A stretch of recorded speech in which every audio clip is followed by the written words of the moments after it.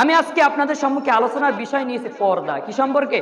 পর্দা। আমি এই বিষয় সম্পর্কে আপনাদের সম্মুখে কোরআন হাদিস দ্বারা কিছু বলার চেষ্টা করবো ইনশাআল্লাহ। সূরাতুল আহজাবের 33 নং আয়াতের ভিতরে বলেন, হাজরিন ভাইরারে আমার, আল্লাহ রাব্বুল আলামিন পবিত্র কালামুল্লাহ শরীফের ভিতরে বর্ণনা করে দিয়েছেন, ওয়াকরনা ফি বুয়ুতিকুন্না ওয়ালা তাবাররাজনা তাবাররুজাল জাহিলিয়াতিল উলা।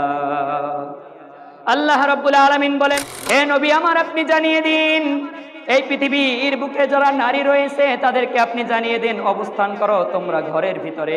নবী করিম সাল্লাল্লাহু আলাইহি ওয়াসাল্লামের মাধ্যমে আপনার আমার নারীদেরকে জানিয়ে দিচ্ছেন, আপনার আমার মা বোনদেরকে জানিয়ে দিয়েছেন, অবস্থান করো ঘরের ভিতরে। কিসের ভিতরে? কথা বলেন না কেন? কিসের ভিতরে? ঘরের ভিতরে অবস্থান করো। অবস্থান করো ঘরের ভিতরে। ওই যে জাহিলিয়াতি যুগ রয়েছে, ওই জাহিলিয়াতি যুগের নারীদের মতো তোমরা অশ্লীল ভাবে রাস্তায় চলাফেরা করো না।